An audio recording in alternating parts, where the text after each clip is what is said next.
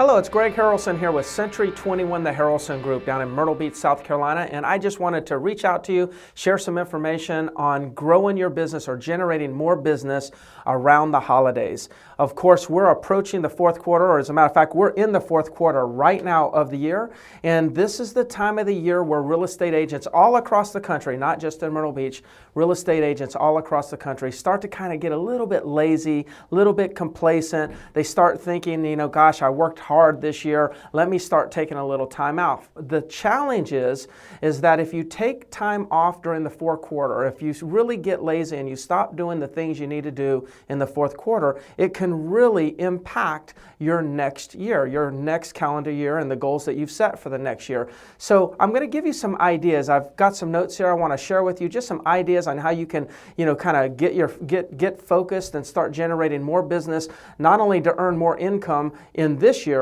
but to set yourself on the right path to end up with a big growth or a lot of business in the following year. So let me go ahead and start with number one. Number one, right now, you need to stop, get a calendar, and you got to look at how many days are left in the year. And then what's more important is then you have to be honest with yourself and you have to ask yourself, how many days are you really going to work? I mean, we know that there might be hypothetically 90 days left in the year, but you're not going to work Christmas Day. You're probably not going to work Christmas Eve. You're probably not going to work all the weekends. So you have to take the number of days left as of today and subtract all the days that you already know you're not going to work, and then you're going to come up with a number, and that number is going to tell you how many work days you have left in the year. And don't be shocked when you figure out that you may have less than 60 days to work or less than 50 days of work days left in this calendar year. So you don't have a lot of time left to generate income for this year and really generate momentum for next year. So you really want to know what that number of days are so you can go ahead and start planning those days. The second thing you want to do is narrow your focus. During the fourth quarter, the last thing you want to do is start reinventing your business. Stop thinking of like all these different things you want to add to your business in different ways that you want to collect either buyer leads, seller leads, or just build your business. You want to start narrowing your focus onto a few things. I suggest you choose 3 generating strategies, whether it be generating for listings or generating for buyers. Narrow your focus down to 3 strategies. Some examples could be centers of influence, past clients, expireds, FSBOs, rent-bos. I know a lot of people don't work rent-bos, but those are for rent-buy owners. Or maybe you want to do just sold prospecting. Maybe you want to work internet buyer leads, call around apartment buildings to find first-time home buyers. Whatever you want to do, you want to narrow it down to 3 different generating strategies and focus on those 3 strategies. Again, resist all the distractions that exist in our real estate industry. If you go on Facebook or internet, you're going to see hundreds and hundreds of companies trying to get your attention and have you subscribe to one of their new lead generating systems. I would say in the fourth quarter, resist all that. Focus on the 3 things that you know how to do best and do those things every day.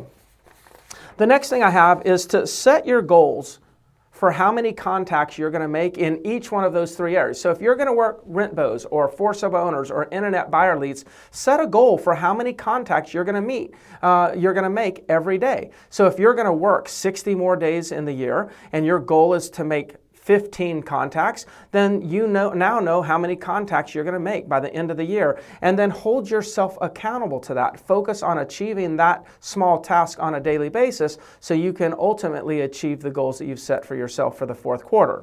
Fourth is set a goal for the number of appointments. So it's not always about contacts. Contacts just give us access to talk to people and set appointments. So set a contact goal, then set an appointment goal. And next, set a goal for the number of listings you're going to take between now and the new year, or set a goal for how many buyer contracts you're going to write. So notice how I'm saying narrow your focus down to 3 strategies. Set goals for each one of those strategies, and then get to work, execute for the remaining days of the year. The next one here I have, and I think this one's very important, is you've got to find someone that is like-minded. Find somebody else that wants to really finish the year strong and, more importantly, generate momentum for the following year. Find that person, tell them what you're up to, and ask them if they want to be your accountability partner. And then every day you check in with them, you remind them of what your goals are, and then after you're done for the day, maybe you text them, email or call them and say, hey, my goal was 20 contacts and 2 appointments. I actually made 21 contacts and set 2 appointments. Whatever it may be, find somebody that will support you. It's kind of like going to the gym. It's much easier if you have a workout partner, because the days that you don't feel like getting up, maybe the fact that you have a partner relying on you to show up will be the reason why you get up and show up yourself.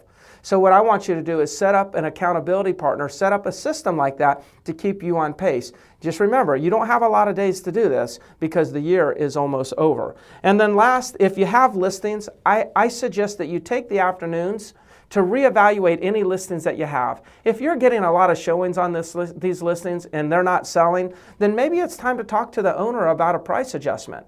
What you want to do is you not only want to start building momentum in the fourth quarter, but you also want to upgrade the quality of the listings that you have currently in your inventory.